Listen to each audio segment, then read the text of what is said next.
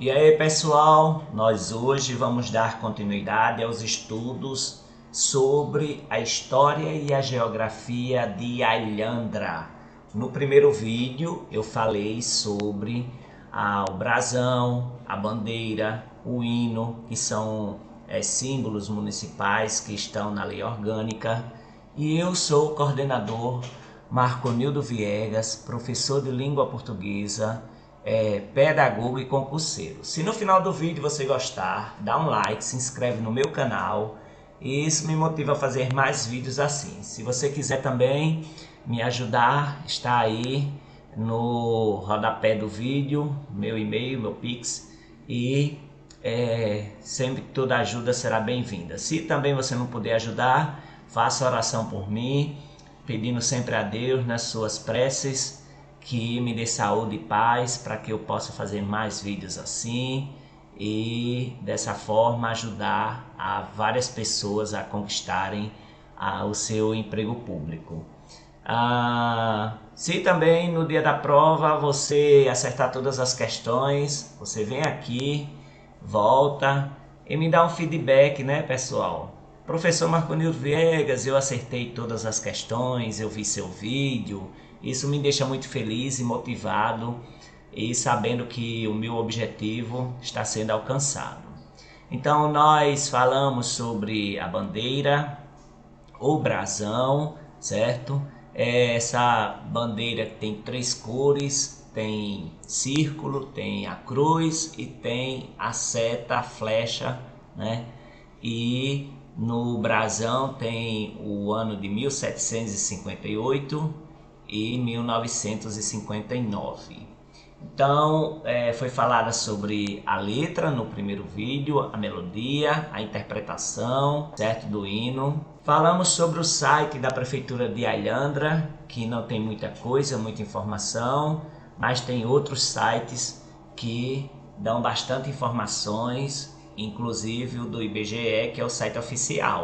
Vimos também que a lei orgânica, ela diz que a bandeira, o brasão e o hino são representativos da cultura e da história do município de Alhandra, que o município foi criado em 24 de abril de 1959, a sua emancipação política.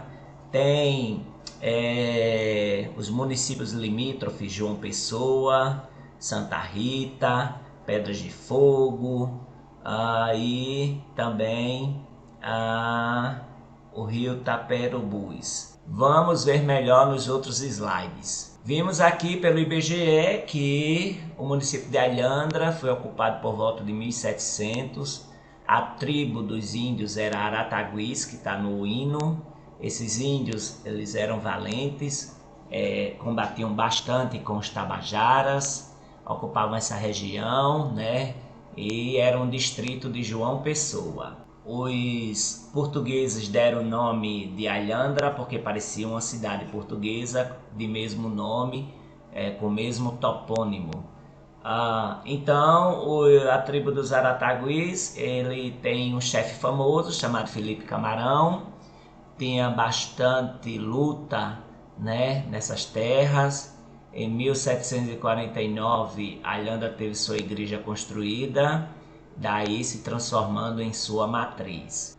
Teve grande prosperidade essa povoação, tinha vários engenhos de açúcar, certo, que destinava essa produção à cidade de Goiânia. O gentílico é alhandrense. A formação administrativa já diz, né, que em 1911 que o distrito de Alhandra era pertencente a Paraíba, que era o antigo nome da cidade de João Pessoa. A lei estadual 700 diz que o município de Paraíba, né, passou a se chamar João Pessoa com a Revolução de 1930, a morte de João Pessoa em Recife, e no Café Glória, né, e tanto aquelas histórias, João Dantas, a história das cartas, etc. Aí em divisão administrativa de 1933, Alhandra ainda configura como distrito de João Pessoa. Em 1955, foi elevada à categoria de município no dia 24 de abril de 1959. que só tem uma sede e isso permanece até dia de hoje. Vimos que a população é quase 22 mil, a densidade demográfica é 118 habitantes por quilômetros quadrados, que é uma cidade jovem pela pirâmide etária, que as pessoas vivem com 2,2 salários mínimos, aquelas que têm carteira de trabalho assinada, trabalhadores formais, que 5.759 pessoas estão com carteira assinada, ou seja, 28,99% da população, e a metade da população vive com até meio salário mínimo mensal. Vimos também que tem uma evasão escolar e que os IDEBs eles têm índice baixo, né? Porque tem que em 2024 tá com 6, em 2021 estava com 4,2 nos anos iniciais e 4,4 nos anos finais. As matrículas do ensino fundamental são muitas, mais quase 4 mil, a do ensino médio 1.073, tem muitos professores no ensino fundamental, 277, tem também muitos professores no ensino médio, do 116. São 24 escolas no ensino fundamental e são 3 escolas do ensino médio. Esse ensino médio é de competência do Estado. O PIB per capita, algumas bancas perguntam, é de R$ 171.143,98.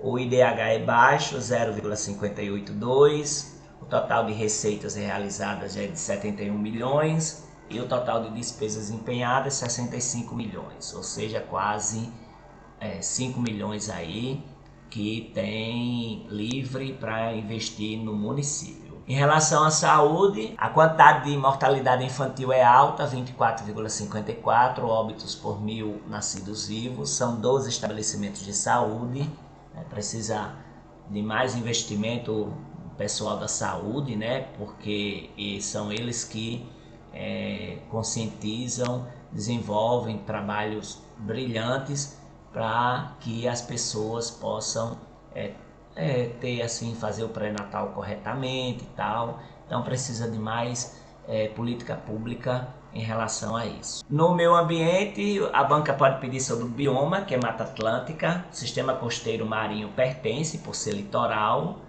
o esgotamento sanitário e a urbanização de vias públicas é baixo, né, 9,3%.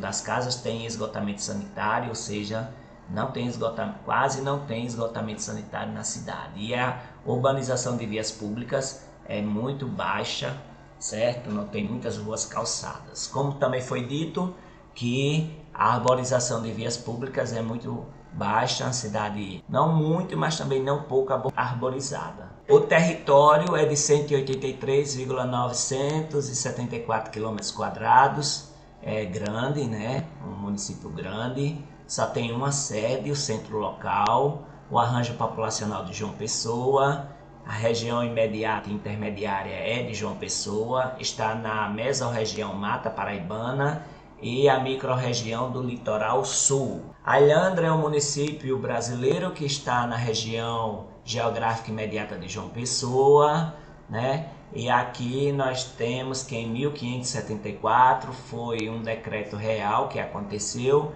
que fez com que a Paraíba fosse desmembrada de Itamaracá, sendo criada a Capitania Real da Paraíba, cujos limites iam do rio Abiaí à Baía da Traição. Então aqui nós temos a história de origem do estado da Paraíba, certo? Que tem muito a ver com a cidade de Alhandra.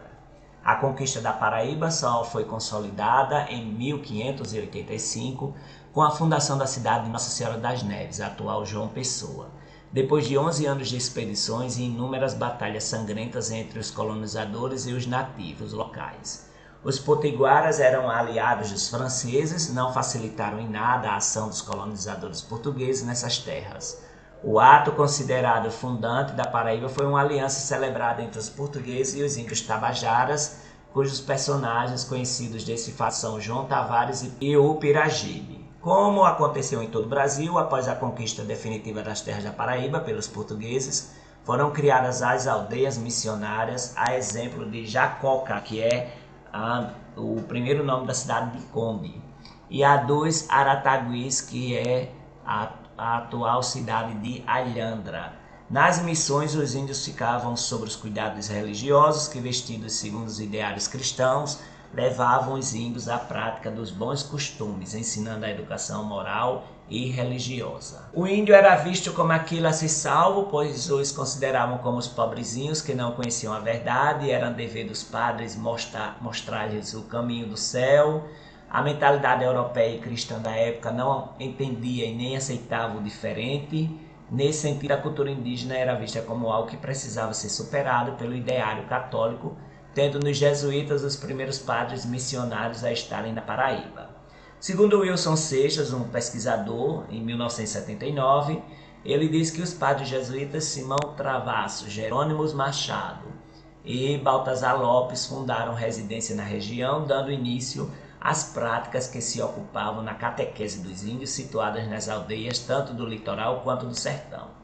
Com a chegada dos franciscanos, que eram a ordem da Igreja Católica, que é até hoje, que também passaram a se ocupar com os serviços de catequização das aldeias, vieram os conflitos. Os jesuítas acabaram sendo expulsos da capitania em 1593 pelo então governador da Paraíba, Feliciano Coelho de Carvalho, restando aos franciscanos todo o trabalho missionário da região. Após a expulsão dos jesuítas, cresceu muito na capitania a devoção e o número dos cristãos, impulsionados pela grande confiança que tinham os padres franciscanos, sobre os quais recaiu o peso de muitos serviços nas aldeias, tantos que passaram a ser considerados como os melhores auxiliares na conversão moral e religiosa entre os índios e moradores.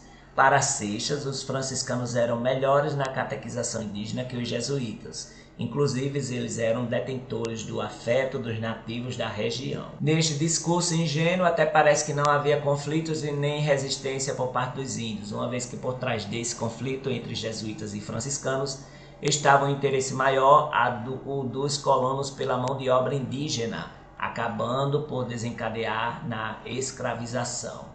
Outros franciscanos foram assim construindo igrejas e conventos nas aldeias, no intuito de exercer uma maior presença e por isso também um controle sobre os índios. Assim foi fundada a igreja de Alhandra com a invocação de Nossa Senhora da Assunção, uma das primeiras a ser erguidas em 1740. Sob um estilo barroco rural, a igreja de Nossa Senhora da Assunção já sofreu muitas alterações, porém conserva até hoje muito da sua arquitetura original. Associada a isso, houve a construção da igreja e do convento pelos próprios índios, o que corroborou no deslocamento de sua cultura e de sua religião pela visão e instituição do Deus cristão. Sobre esta perspectiva, temos que na Paraíba as tabas foram sendo esvaziadas, virando aldeias missionárias, manipulados por poucos religiosos. A política colonialista era de misturar os índios de tribos e nações diferentes, segundo Melo, de 1999. O autor reforça a concepção já discutida que as aldeias na Paraíba passaram a ser responsabilidade dos religiosos, onde a política colonialista misturava diferentes aldeias e nações indígenas, demonstrando que sempre que uma nova aldeia era conquistada pelos brancos, ela era levada para um outro lugar, este já espaço de índios amansados. Lembre-se que aqui não é dica de cursinho, é leitura dos textos teóricos dos sites oficiais, IBGE, Prefeitura, monografias da universidade e afins. A aldeia missionária de Alhandra, ao que parece, sempre recebia novos índios trazidos de outras partes da Paraíba, principalmente do interior do sertão. Tal fato pode ser percebido quando nos deparamos com os dados. Em 1808, Alhandra tinha cerca de 766 índios e no ano seguinte ela já apresentava 1.372 índios. Segundo Maria do Céu, essa faceta dos colonizadores possibilitava a concentração de mão de obra indígena, que se fazia necessário na produção do litoral canavieiro. O sertão paraibano era um território relegado pelo interesse dos colonizadores, né? Uma vez que não está aí no texto, mas o Tratado de Tordesilhas não deixava eles adentrarem ao sertão. Foi com a União Ibérica, né? O mesmo rei era da Espanha e de Portugal, foi que começou então as expedições dos bandeirantes, dos tropeiros irem para o sertão. E lá na construção de obras públicas, nas lavouras e engenhos, enfatizando o índio como um produto cobiçado pelas nações. Alhandra era então um espaço propício de índios para o trabalho, provindos muitas vezes do sertão, predispostos aos mandos e desmandos das autoridades coloniais. Daí a aldeia missionária ser de extrema importância para os colonizadores europeus, pois tiravam os índios de seu território e levavam para um lugar estratégico, propiciado pelas missões. Estas ações de isolamento e controle dos índios eram bem sucedidas, servindo na pacificação dos índios. A importância da missão indígena de Alhandra foi enfática, pois uma vez a capela construída, a cidade logo foi elevada à freguesia de Nossa Senhora da Assunção, em 1749, sendo a segunda freguesia a ser criada na Paraíba. A freguesia de Alhandra era ligada à diocese de Olinda. Após a criação da freguesia, em 1758, que está lá no brasão essa data, né? O reduto indígena foi tornado vila. Então, em 1758 foi vila e em 1959 foi emancipada. O reduto indígena foi tornado vila em virtude da Carta Régia de 14 de setembro e alvará desta data. É elevada à categoria de vila a aldeia de Aratagui com o nome de Alhandra. Em 1758 se torna a primeira vila da Paraíba, sendo apenas instalada em 1765. Após Alhandra, seguiram mais 4 vilas, a de Pilar, 1758, a de São Miguel, da Baía da Traição, de 1762, a de Montemor, da Preguiça, a atual Rio Tinto, em 1762, e a de Jacoca, que é o Conde, em 1768. Todas elas fundadas a partir de aldeias indígenas. Percebe-se que todas foram criadas em um curto espaço de tempo e todas, além de serem aldeias indígenas, ficavam também na faixa litorânea, o que nos demonstra um maior controle indígena. Na medida em que Alhandra deixa de ser uma simples aldeia missionária e passa a ser vila, ela deixa de ter apenas as autoridades religiosas e passa a ter um controle das autoridades civis. Nesse sentido, o índio deixa de obedecer ao padre e passa a obedecer ao capitão-mor e ao capitão dos índios e às demais autoridades civis locais. Alhandra não era, portanto, um lugar de grande expressão, era um pequeno lugarejo, consta que por volta de 1774 possuía cerca de 620 construções e 1.089 habitantes. Isso é mais do que a população de Jacoca, Conde, que no mesmo ano possuía 445 construções e 744 habitantes. Mas se comparada a Pombal, que foi elevada à vila depois, no mesmo ano de 1774, já tinha 2.451 construções e 5.422 habitantes. Contudo, a maior razão por ter sido Alhandra a primeira vila foi, por certo, os índios. Alhandra não surge vila assim, por sua grandeza, desenvolvimento ou por ser um povoado de relevante expressão, mas sim para atender a uma estratégia da política colonialista. Não é de se estranhar que Alhandra iria permanecer por mais de 200 anos na categoria de vila. E no ano de 1959, um grupo de moradores da vila de Alhandra, cansados de ser vila, dependente administrativamente da capital João Pessoa, antiga Paraíba, Nossa Senhora das Neves, começa a pensar que Alhandra deveria se tornar cidade. Inicia então a luta dos filhos de Alhandra pela emancipação política da vila. Todas essas informações podem cair lá no que a banca pedir, viu, na prova.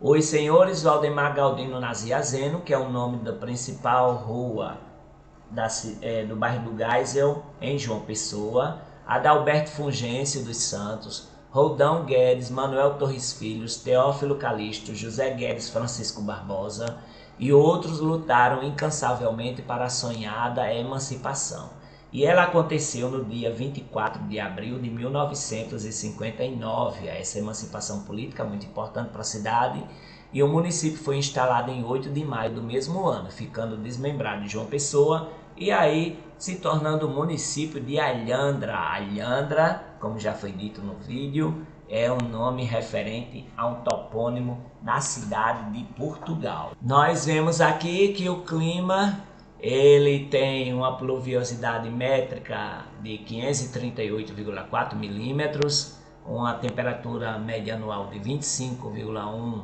graus Celsius. O mês que mais chove aqui, você observa que começa a aumentar no mês de fevereiro, e o mês que mais chove é junho, e vai diminuindo, e o mês que menos chove é outubro, certo?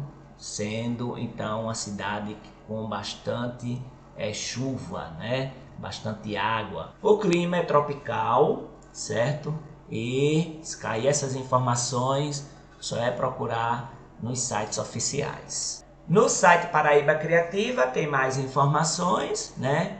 Os limites geográficos: ao norte, Conde Santa Rita; a sul, Caporã; a leste, Pitimbu; a oeste, Pedras de Fogo, né? Então esses são os limites geográficos municipais, que está um pouco diferente lá da lei orgânica, mas ele fala bastante de rios e tal, certo?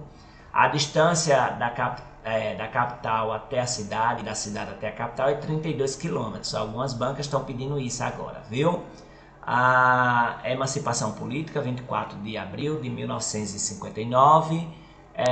O acesso pode ser pela BR-101 e a PB 057. Figuração geomorfológica: os solos dessa unidade geoambiental são representados pelos latossolos e podisólicos nos topos das chapadas e topos residuais, pelos podisólicos com frégipam, podisólicos plínticos e podisóis nas pequenas depressões nos tabuleiros, pelos podisólicos concrecionários em áreas dissecadas e encostas e gleissossolos e solos aluviais nas áreas de várzeas. A altitude, né, em relação ao nível do mar, é de 50 a 100 metros. A vegetação, ela é floresta subperennífera com parte de floresta subcaducífera e cerrado floresta. A hidrografia: as bacias hidrográficas dos rios Gramames e Abiaí. O clima é tropical chuvoso. A economia da cidade se baseia na agricultura. A história do município é a mesma que tem lá no site do IBGE. Os eventos turísticos da cidade: Carnaval, festas juninas, emancipação política, vaquejadas, desfile de 7 de setembro e festa da padroeira. O site da FAMUP diz que a mesorregião é a Mata Paraibana, a microrregião Litoral Sul. Os limites tem Pedras de Fogo, Caporã, Pitimbu, Conde e Santa Rita. Certo? É a emancipação política, 24 de 4 de 1959. A mesma história que está aqui no site da FAMUP, ela está também no site do IBGE. A temperatura média anual é uma oscilação entre 25 e 26 graus. A vegetação existente no local é a vegetação pioneira, campos e mata de restinga, manguezais e mata úmida. A padroeira é Nossa Senhora da Assunção. São 11 vereadores na cidade. E aqui nós temos o site da Câmara Municipal de Alhandra e seus respectivos vereadores. Este é o site da Câmara Municipal de Alhandra, tem as informações, né? Tem a questão da lei orgânica aqui, e basta então pesquisar, que tem muita coisa boa também. Porém, quando a gente vai pesquisar sobre a história, no Google aparece que a Câmara Municipal de Alhandra tem a história da cidade, mas quando a gente é direcionado para a página, dá um erro, página não encontrada. Então a Câmara Municipal de Alhandra deve observar isso aí para que possamos pesquisar com mais afinco a história da cidade, né? Que é importante. O G1 Paraíba, né, traz sempre informações do censo das cidades, né? O censo 2022, divulgado pelo IBGE.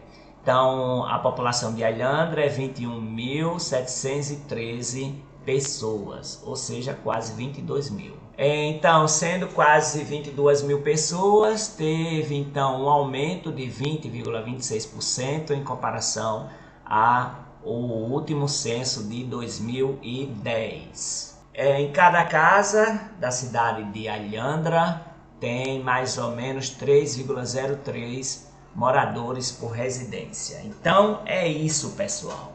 Se você gostou do vídeo, dá um like, se inscreve no meu canal, Coordenador Marconildo Viegas, e isso me motiva a fazer mais vídeos assim. Se você puder dar uma força aí, fortalecer, tem aí meu e-mail.